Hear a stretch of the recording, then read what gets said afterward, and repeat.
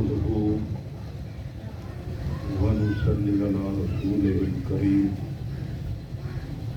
أما بعد أعوذ بالله من الشيطان الرجيم بسم الله الرحمن الرحيم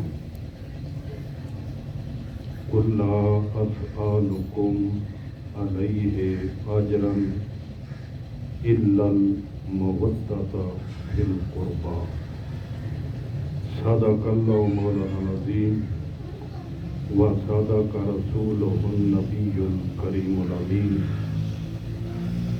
إن الله وملائكته يصلون على النبي يا أيها الذين آمنوا صلوا عليه وسلموا تسليما الصلاة والسلام عليك يا سيدي يا رسول الله وعلى آلك وأصحابك يا حبيب الله الصلاة والسلام عليك يا سيدي يا رحمة للعالمين وعلى آلك وأصحابك يا خاتم النبيين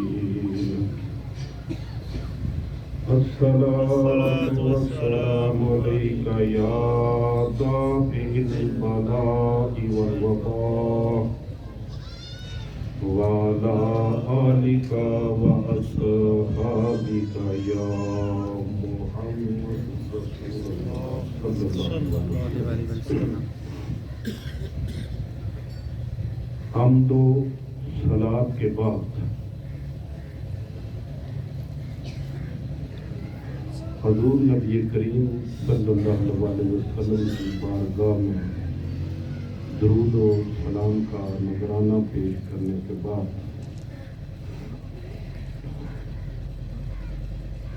آج حضور سیدنا غوث اعظم رضی اللہ تعالیٰ عنہ کی گیارہویں شریف ہے جو نسل تا نسل ہمارے خاندان میں چلی آ رہی ہے. درگاہ مقدس سریلا شریف بڑی عقیدت بڑی محبت کے ساتھ ہم مناتے ہیں. تو پچھلی دفعہ ہم ذکر کر رہے تھے جن کی ہم اولاد ہیں امام نقی علیہ السلام.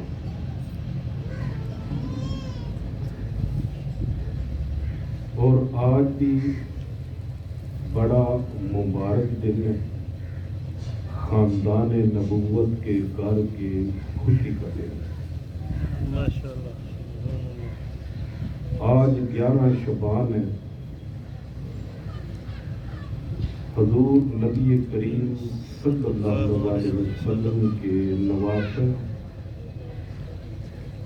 حضرت امام علی مقام حضرت امام حسین کے گھر سید علی اکبر رضی اللہ تعالیٰ عنہ کی ولادت ہوئی. آپ سب کو مبارک.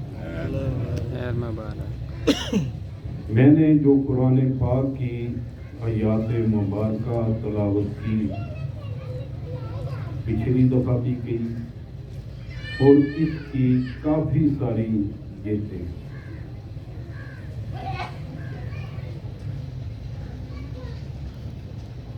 ایک دفعہ حضور نبی کریم صلی اللہ علیہ وسلم کے غلام تابعدار صحابہ اکرام جو کہ دولت ایمان کے ساتھ ساتھ اللہ تعالیٰ نے انہیں مالی دولت بھی عطا کی ہوئی تھی.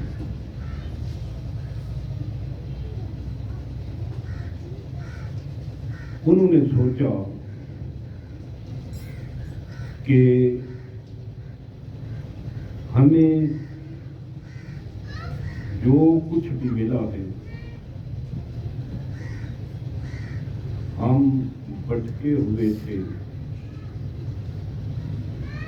ہمارے علم میں یہ نہیں تھا کہ ہمارا مالک کو، ہمارا خالق کو، ہمیں پیدا کرنے والا کون، اور ہم گمراہ تھے، بتوں کی پوجا کرتے تھے، ہم انہیں الہ مانتے تھے، سر عام شرک کرتے تھے، اور اتنے بڑے گناہ سے ہمیں جس ہستی نے بچایا ہے وہ ہیں حضرت محمد صلی اللہ علیہ وسلم۔ ان کے ہی صدقے ہمیں ایمان ملا، دین ملا، قرآن پاک ملا، اور ان ہی صدقے ہمیں ہمارا حقیقی پروردگار رب العالمین ملا۔ کیوں نہ ہم ایسا کریں کہ آپ کی خدمت میں کچھ نذرانہ پیش کریں۔ دیکھو کہ اس سے پہلے عثمانی کتابیں توریت، انجیل، زبور، وہ پڑھ کے دیکھ لیں، ان میں یہ واضح طور پر لکھا ہوا ہے کہ آخر الزمان نبی جو ہوگا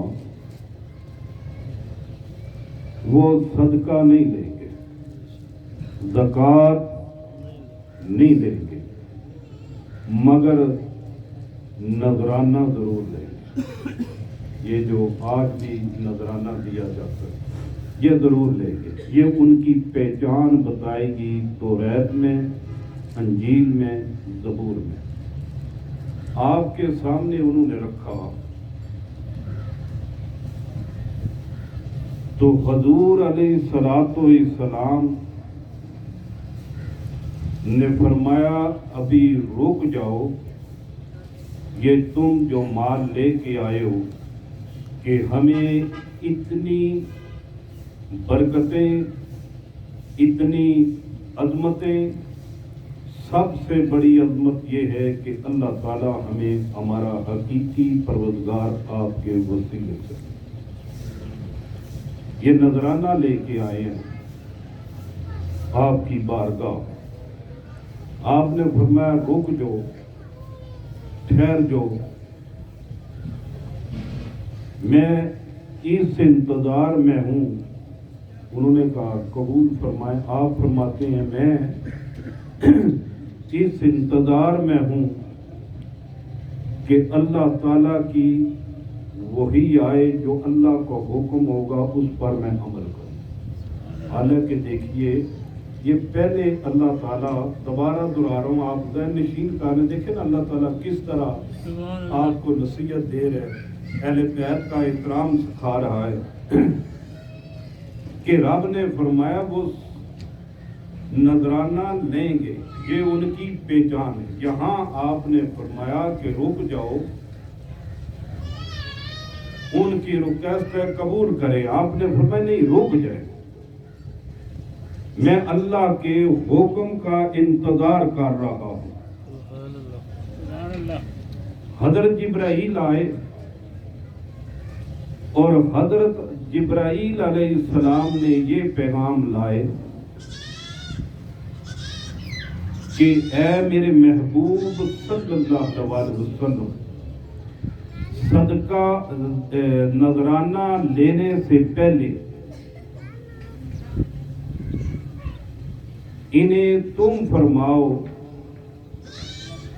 کہ جن کا تم نے ہزار کیا ہے کہ ہمیں جو کچھ بھی ملا ہے، اسلام ملا، ہم مسلمان ہوئے، ہم مومن ہوئے، ہمیں قرآن ملا، ہمیں حقیقی خدا ملا، یہ سارے ملنے کا ثواب ہے حضرت محمد صلی اللہ علیہ وسلم۔ تو انہیں کہیں کہ یہ درست ہے کہ آپ کی وجہ سے ہی انہیں حقیقی خدا ملیا اور کلام الہی ملی ہے اور اسلام ملا ہے اور جنت اور دوزخ کا بھی علم ہوا ہے، سزا اور جزا کا بھی علم ہوا۔ یہ بات درست ہے ان کی، مگر انہیں فرمائیں اللہ سالکم علیہ اجرا الا المودۃ فی القربى، اے محبوب تم فرماؤ کہ اگر یہ جتنیاں چیزیں تم بیان کر رہے ہو اس کا میں کوئی اجر، کوئی قیمت، کوئی معاوضہ تم سے طلب نہیں کرتا، مگر میری اہل بیت کے ساتھ محبت کر لو۔ سبحان اللہ۔ پھر محبت ہر انسان میں پائی جاتی ہے، یہ صرف ہر انسان کے حصے میں آئی ہے۔ پھر اس سے بڑھ کے فرمایا اس کی نفی کر کے کہ بلکہ میری اہل بیت کے ساتھ مودت، میری اہل بیت کے ساتھ مودت کر لو۔ یہ اللہ تعالیٰ کا حکم ہے۔ نماز کس نے فرض کی ہے؟ جی تھوڑا اونچا نہ بولتے۔ اللہ تعالیٰ نے۔ زکوٰۃ کس نے فرض کی ہے؟ اللہ تعالیٰ۔ روزے، اللہ تعالیٰ۔ زکوٰۃ، اللہ تعالیٰ۔ حج، اللہ تعالیٰ۔ مگر یہ اگر طاقت ہو وہ نماز اور روزہ سب سے اہم نماز، کیونکہ وہ ہر حال میں آپ نے ادا کرنی ہے، وہ ایسا فرض ہے۔ روزے جو ہیں وہ بھی ہر حال میں رکھنے ہیں، اگر لمبے سفر میں ہیں یا بیمار ہیں پھر اس کا معاوضہ دینا ہے، ایسا ہی ہے۔ اور زکوٰۃ، حج، یہ جو چیزیں اگر آپ کے پاس طاقت ہو مالی تو پھر تم پر یہ فرض ہے۔ اسی جگہ پر جس طرح نماز ہر حالت میں چھوڑنا گناہ ہے، اسی طرح تیرے نبی نے فرمایا کہ میری اہل بیت کے ساتھ محبت کرنا، ان کی خدمت کرنا، یہ تم پر فرض بھی ہے اور قرض بھی ہے۔ فرض بھی ہے، قرض بھی ہے۔ یہ رب کائنات کی بارگاہ میں فرض پورا کر کے قرض اتار کے جانا ہے۔ میرے آقا نے اسی جگہ پر یہ بھی فرمایا کہ میری اہل بیت کے معاملے میں ڈرتے رہنا۔ جس طرح نماز کا ثواب ہوگا، رب کائنات محشر کے دن یہ بھی پوچھے گا کہ مصطفیٰ کی اولاد کے ساتھ تمہارا کیا تعلق تھا۔ نعرہ تکبیر، نعرہ رسالت، نعرہ حیدری، نعرہ غوثیہ۔ تو دوستو، آج جس عظیم ہستی کی آج مصطفیٰ کے گھر خوشی کا دن تھا، آج سے 1400 سال پہلے رب کائنات نے انہیں آج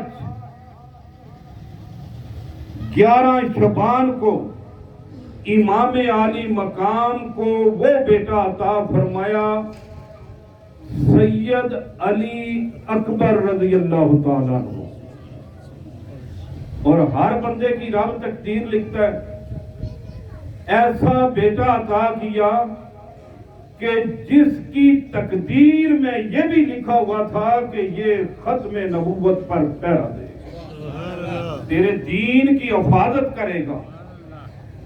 اور حضور علیہ السلام کے زمانے میں یہ اعزاز موزنیت کا، موزن کا جو حصے میں آیا، یہ حضرت بلال رضی اللہ تعالیٰ عنہ کے آیا۔ اور کربلا معلی میں موزنی کا جس کے حصے میں آیا وہ سید علی اکبر ہے۔ وہ کون ہے؟ سید علی اکبر امام حسین کے فرزند، آپ کے بیٹے، جن کی آج ولادت ہے، جن کی آج ولادت ہے۔ پتہ نہیں کتنی خوشی منائی ہوگی۔ یہ ان اہل بیت میں سے ہیں کہ جن کی خوشی دنیا میں نہیں بلکہ عرش معلی پر اس سے بڑھ کے منائی جاتی ہے۔ سبحان اللہ، ماشاءاللہ۔ یہ وہ عظیم ہستی ہیں جو چنی ہوئی ہستی ہیں کہ جن کی صرف انسان نہیں بلکہ فرشتے اس سے بڑھ کے وہ خوشی مناتے ہیں۔ تو دوستو، آج ان کا ولادت با شہادت ہے، آپ سب مسلمانوں کو مبارک ہو۔ یہ جو آج ہم نماز پڑھتے ہیں، جو آج ہم اذان مسجد میں دیتے ہیں، اور آج جو مولوی مسلح پر کھڑے ہو کے امامت کراتے ہیں، یہ جن کی وجہ سے یہ کلمہ بچا، قرآن بچا، ختم نبوت بچا، کیونکہ یزید صرف حسین پاک کا قاتل نہیں ہے، وہ قرآن پاک کا بھی مذاق کرتا تھا، رسول اللہ کی حدیث پاک کا بھی مذاق کرتا تھا، اور ختم نبوت کا بھی مذاق کرتا تھا، دین کا بھی مذاق کرتا تھا۔ یہ ساری برائیاں ان کے حصے میں آئی تھی، اور اس دین کو جس نے بچایا اس کا نام ہے امام عالی مقام حضرت امام حسین کی وجہ سے آج مسجدیں بھی قائم ہیں، مولوی بھی قائم ہیں، جمعے بھی قائم ہیں۔ یہ جتنے اسلام کے رکن ہیں، یہ سب جو کس وجہ سے قائم ہیں، کس جگہ سے، کس کی وجہ سے بحال ہوئے ہیں، قیامت تک رہیں گے، وہ امام عالی مقام حضرت امام حسین ہے۔ اور ان لشکر میں یہ بھی ساتھی ہیں، یہ بھی حصے دار ہیں، جن کا نام ہے سید علی اکبر۔ تو دوستو، یہ ان کی ولادت تھی، اس لیے آپ کی بارگاہ میں میں نے یہ پیش کیا۔ یہ آپ کو بتانا ضروری ہے، اور آپ اہل محبت ہیں، آپ کسی نہ کسی درگاہ کے ساتھ نسبت رکھتے ہیں، یہ ہم پر فرض ہے، یہ اللہ کا حکم ہے۔ یہ نہیں کہ پیر کے حصے میں صرف شرنیاں آتی ہیں، نہیں، دین کا کام اصل پیر کے حصے میں ہوتا ہے۔ ان کا کام ہے کہ دین کو پھیلانا، عبادت گزار بنانا، متقی بنانا، پرہیزگار بنانا۔ میں نہیں کہتا، اس لیے فرض کہا ہے، رب خود فرماتا ہے یوم ندعو کل اناس بامامہم، جس دن ہر جماعت کو ہم بلائیں گے اپنے اماموں کے ساتھ۔ اس سے مراد سلسلہ چشتیہ ہے، اس سے مراد سلسلہ قادریہ ہے، اس سے مراد سلسلہ نقشبند ہے، اس سے مراد سلسلہ سہروردی ہے۔ تو دوستو، یہی ہے امام۔ اگر تاریخ بھی اٹھا کے دیکھ لیں گے تو پھر بھی یہ اولیاء کرام ہی آپ کو نظر آئیں گے۔ نہ تو یہ جس کی 11ویں شریف پر آپ تشریف لائے ہیں ان کی کوئی تاریخ ہے کہ انہوں نے پیسے لے کے کوئی اور فتویٰ دیا ہو. غوث اعظم کی بھی یہی تاریخ ہے کہ وہ بکے نہیں ہے. خواجہ اجمیری کی بھی یہی تاریخ ہے. قطب الاقطاب سید العارفین زوج الانبیاء بابا فرید کی بھی یہی تاریخ ہے. نظام الدین اولیاء کی بھی یہی تاریخ ہے. تو دوستو اگر گمراہ نہیں ہوئے اور تکلیفیں اٹھا لی ہیں، مصیبتیں اٹھا لی ہیں، یہ اولیاء کرام جو اصل ہے انہوں نے اصل رخ دکھایا، دوسرا رخ اختیار نہیں کیا. یہ نعرہ تاریخ تکبیر، نعرہ رسالت، نعرہ حیدری، نعرہ غوثیہ. دوستو یہ ان کی تاریخ بھری بھری ہوئی ہے. پھر یہ دیکھ لے کہ ان کی ہی اولاد امام پہلے حضرت علی ہیں، دوسرے امام حسن ہیں، تیسرے امام حسین ہیں، چوتھے امام زین العابدین ہیں، پانچویں امام زین العابدین کے بعد امام محمد باقر ہے پانچویں، چھٹے امام ہیں جو امام جعفر صادق ہیں. یہ جتنے بھی امام ہیں چاہے فقہ کے ہوں چاہے طریقت کے ہوں چاہے جس چیز کے بھی ہوں، سب ڈائریکٹ حضرت امام جعفر صادق کے شاگرد ہیں. کوئی وسیلہ بائی وسیلہ ہے مگر یہ سب کی انتہا جو ہوتی ہے امام جعفر صادق کے اوپر. ہمارے امام ہیں جو امام اعظم ابو حنیفہ جنہیں کہتے ہیں، وہ خود فرماتے ہیں کہ اگر میں امام جعفر صادق کے خدمت میں 2 سال کا عرصہ نہ گزارتا تو میں ہلاک ہو جاتا.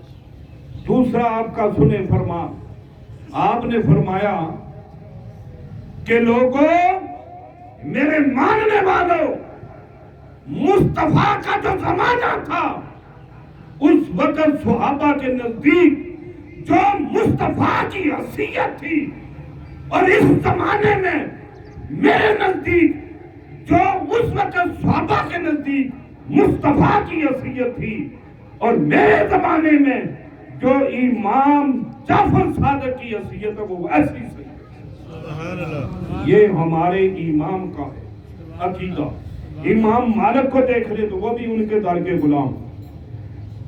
4000 آپ کے شاگرد ہیں تو دوست کو 7ویں امام ہیں جو موسیٰ کاظم ہیں، 8ویں امام علی رضا ہیں، 9ویں امام محمد تقی ہیں، اور 9ویں امام 10ویں امام محمد نقی ہیں، اور 11ویں امام حسن عسکری ہیں. 12ویں پر زمانہ ختم ہوگا اور یہ رب دکھائے گا کہ میری اہل بیت جو 11 آپ کے سامنے جن کی وصال ہوا، جن کی زندگی گزری، ان کو بھی دیکھ لو.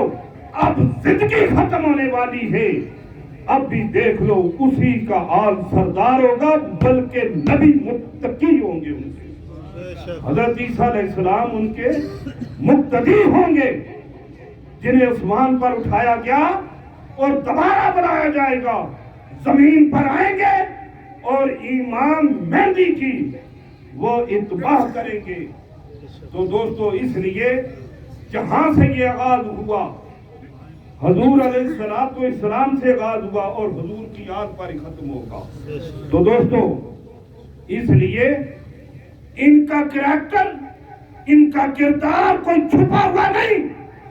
تاریخ اٹھا کے دیکھ لیجئے کہ بادشاہت نے، ظالموں نے ان پر ظلم کیا مگر بکے نہیں، بکے نہیں، کوڑے نہیں مارے گئے، قید خانوں میں رکھا گیا، پنجروں میں رکھا گیا، مگر یہ اپنا موقف انہوں نے چینج نہیں کیا، اور دوسروں کو جب کوڑے پڑے تھے تو وہ چینج کرتے رہے ہیں۔ تاریخ اٹھا کے دیکھ لیجئے، وہ وقت حاکم کے متعدد فتوے دیتے رہے۔ ایک واحد مصطفیٰ کا گھرانہ ہے کہ جنہوں نے بادشاہت کے تسلیم نہیں کیا، دین کو بگاڑا نہیں، ہمیشہ دین کو سنوارا ہے۔ اگر دین کو بگاڑنے سے ان کی ہیلپ چاہی، انہوں نے قید اختیار کر لی، کوڑے اختیار کر لیے، سزائیں اختیار کر لی، مگر حق کا ساتھ دیا، باطل کا ساتھ کبھی نہیں دیا۔ تو دوستو، ایک بادشاہ تھا، ایک بادشاہ تھا۔ یہ تین چیزیں سمجھا کے آپ سے آگے پھر اجازت لے لوں۔ ایک بادشاہ تھا، اس کا ایک وزیر نے، یہ غور سے سننا میرے مائی بہنیں،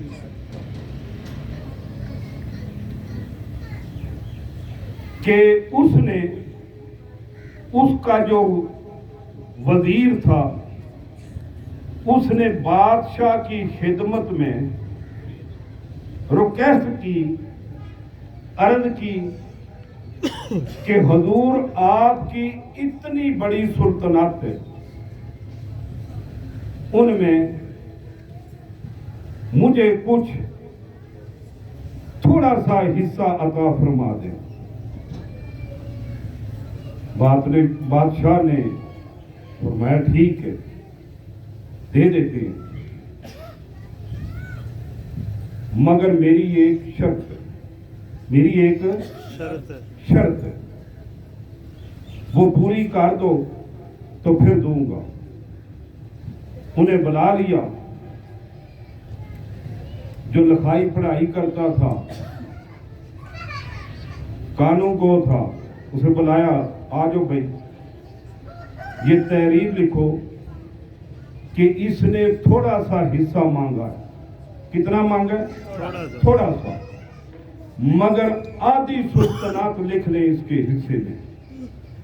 شرط یہ ہے کہ 3 سوال ہیں، یہ پورے کر دے، ان کا جواب دے دے تو یہ اس کا حقدار ہے، ورنہ اس کا سر قلم کر دیا جائے، ورنہ اس کا سر قلم کر دیا۔ سوال بادشاہ نے بتائے کہ ایک تو مجھے یہ بتا کہ سب سے بڑا سچ کیا ہے، سب سے بڑا سچ کیا ہے۔ دوسرا فرمایا کہ سب سے بڑا دھوکہ کیا ہے۔ تیسرا فرمایا کہ یہ بتا سب سے بڑا جھوٹ کیا ہے۔ یہ 3 سوال ہیں، اور تاریخ لکھنے، اس پر ڈیٹ آج کی ڈال دیں، اور 1 ماہ تمہیں مہلت دی جاتی ہے ان 3 سوالوں کے جواب دیا۔ وہ باہر نکلا، اس وقت میڈیا کا دور نہیں تھا، اس نے لوگوں کو جمع کیا، پوچھا کہ یہ میرے 3 سوال ہیں، ان کا جواب دے، میں آپ کو پیسے دوں گا، مال و مال کر دوں گا۔ اس کو جواب نہ ملے، پھر کسی نے بتایا کہ ایک اللہ کا بندہ رہتا ہے جنگل میں، کوئی کامبل اللہ کا ولی ہے، اس کی خدمت میں جا، ہمیں یقین ہے بڑا دنا آدمی ہے، وہ تیرے سوالوں کا جواب دے دے گا۔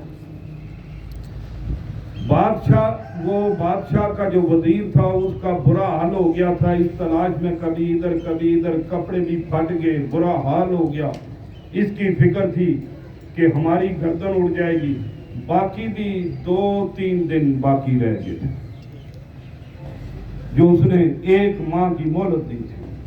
जिस वक्त उस बंदे के पास पहुंचा तो उसने देख के फरमाया, ए वजीर आ गया है, माशाअल्लाह।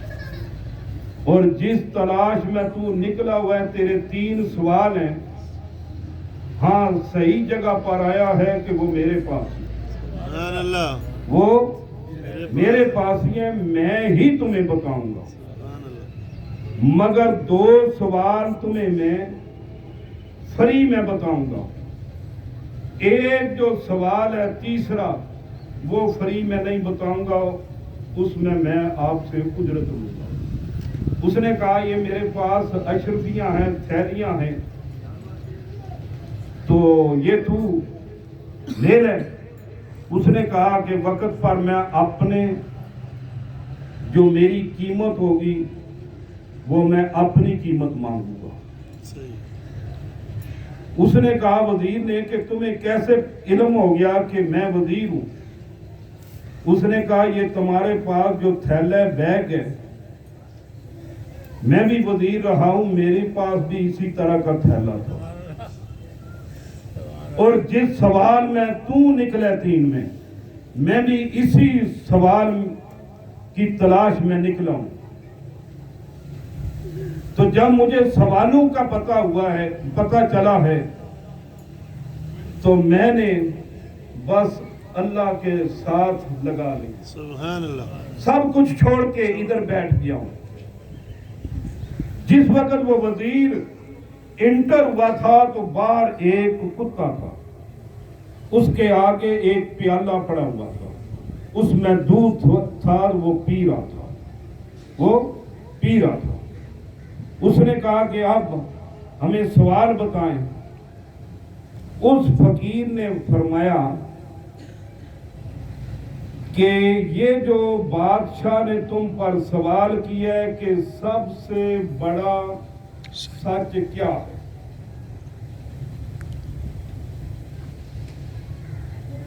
ये है मौत। ये क्या है? मौत।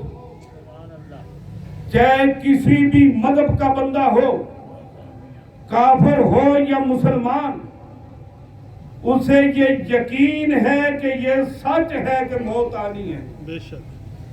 जनाजे पर कोई यकीन नहीं, जो जंगलों में मर जाते हैं, एक्सीडेंट में मर जाते हैं, पानी में मर जाते हैं।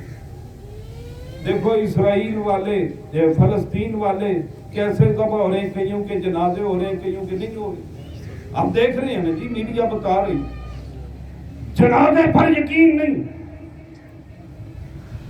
और किसी चीज पर यकीन नहीं, मगर मौत ये बरहक है, इस पर सबका इत्तेफाक है कि मौत आनी है, और इसका कोई पता नहीं किस वक्त आ जाए। मौत आनी है। सबसे सच ये है कि मौत आनी है। दूसरा उसने बोला कि सबसे बड़ा झूठ क्या है? उसका जवाब ये है कि सबसे बड़ा जो झूठ है ये जिंदगी है। जिंदगी का ताइन कोई नहीं कि कब खत्म हो जाए, किस वक्त आ जाए। ये सबसे बड़ा धोखा है जो ये है जिंदगी। सबसे बड़ा धोखा क्या है? जिंदगी। जिंदगी का कोई पता नहीं, खाता पीता मर जाए, सोता हुआ मर जाए, कोई चोट आ जाए मर जाए, जिंदगी खत्म हो जाए। जिंदगी की गारंटी कोई नहीं दे सकता कि कब आएगी। सबसे बड़ा धोखा जो है ये क्या है? जिंदगी। क्या है? जिंदगी। जिंदगी, जिसके हम पीछे भागते हैं। تو اس لیے بھائیوں تیسرا اس نے کہا وہ جو سوال تھا اس پر اس نے کہا کہ یہ اس پر قیمت لگے گی. جس وقت انہوں نے کہا کہ بتائیں, انہیں کہا قیمت میں اپنی مرضی کی لوں گا. انہیں بولا بتائیں تو صحیح. اس فقیر نے فرمایا کہ وہ جو پیالہ ہے کتے کے آگے پڑا ہوا اسے لائیں. وہ اٹھا کے لایا, اس میں دودھ بھی تھا. فقیر نے فرمایا اسے پی جاؤ, اسے پی جا. پی جاؤ. وہ کہنے لگا آپ کا عقل کام کرتا ہے؟ میں ایک وزیر ہوں, میرا ایک پروٹوکول ہے, مجھے دنیا جانتی ہے, اور میں اس کتے کا جوٹا اور اس کتے کے پیالے میں پی جاؤں؟ یہ کیسے ہو سکتا ہے؟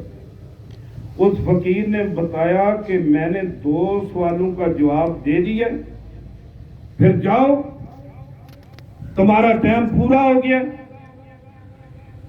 1-2 دن باقی رہ گئے, جاؤ. یا تختہ اور یا تخت جا کے لو. پھر اس کا عقل کام کیا, کہنے لگا کہ یہ بھی مجھے بتائیں, میں پی جاتا ہوں. اس نے اس کتے کے جھوٹے پیالے میں پی لیا. آپ نے فرمایا کہ یہ ہے سب سے بڑا دھوکہ. دھوکہ دینے کے لیے انسان ہر کام کر جاتا ہے. تو دوستو اس لیے سچ کا بھی آپ کو پتا چلا, جھوٹ کا بھی پتا چلا, سب سے بڑے دھوکے کا بھی پتا چل گیا. اس لیے میرے بھائیوں, میری بہنوں, زندگی کا کوئی پتہ نہیں, اپنا کریکٹر ٹھیک رکھو اور ان پیروں کے ساتھ نسبت بناؤ جو تمہاری رہنمائی کرے. نعرہ تکبیر, نعرہ رسالت, نعرہ حیدری, آستانہ عالیہ شبیلہ شریف.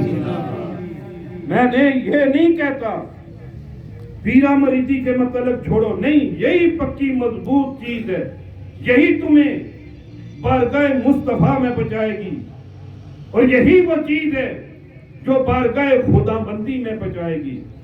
محشر کا میدان ہوگا تو جھنڈا کس کے ہاتھ میں ہوگا؟ ہاں, نبی کریم صلی اللہ علیہ وسلم کا پاس یہی ہیں جنہوں نے بخشش کروانی ہے. تو دوستو اہل بیت کے ساتھ معاملہ ٹھیک رکھو. سب سے اہم جو مسجد ہے اس مسجد کا نام ہے بیت اللہ شریف.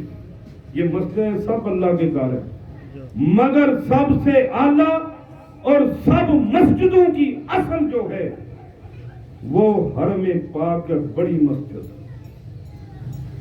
جہاں پر آپ ایک نماز پڑھیں تو 1,00,000 کا ثواب ملتا ہے. ایسا ہی ہے جی. تو ایک جو نئی بات مولوی بتاتے وہ بھی بتاؤں. 1,00,000 کا ثواب ملتا ہے ایک نماز حرم پاک میں پڑھی جائے,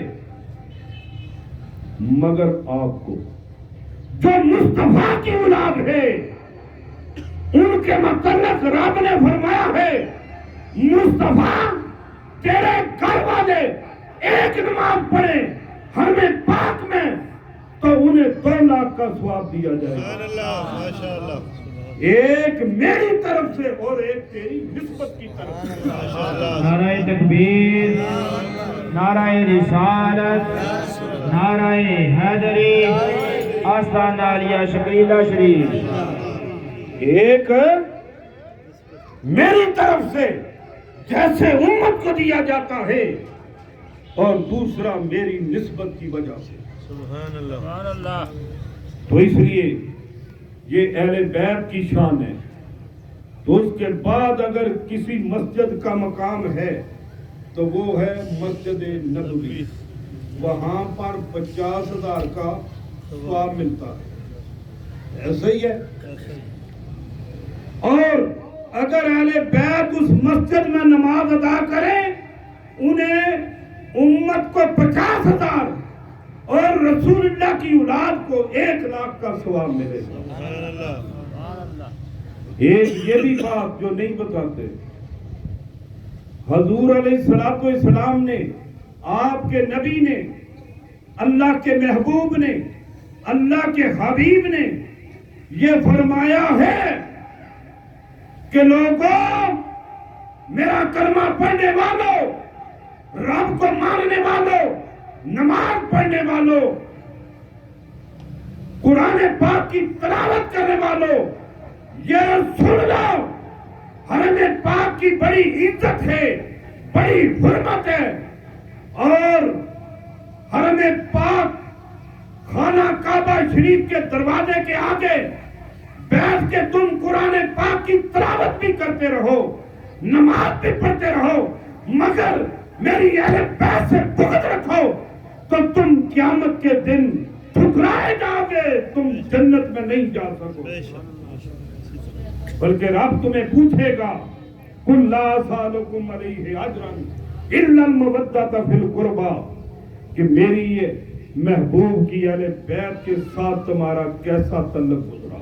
بے شک. تو اس لیے دوستو, آپ کو جو پیر بھی ملے ہیں, اہل بیت ملے ہیں, اور جہاں بھی اہل بیت ملے اس کا ادب ضرور کرنا, ماشاءاللہ.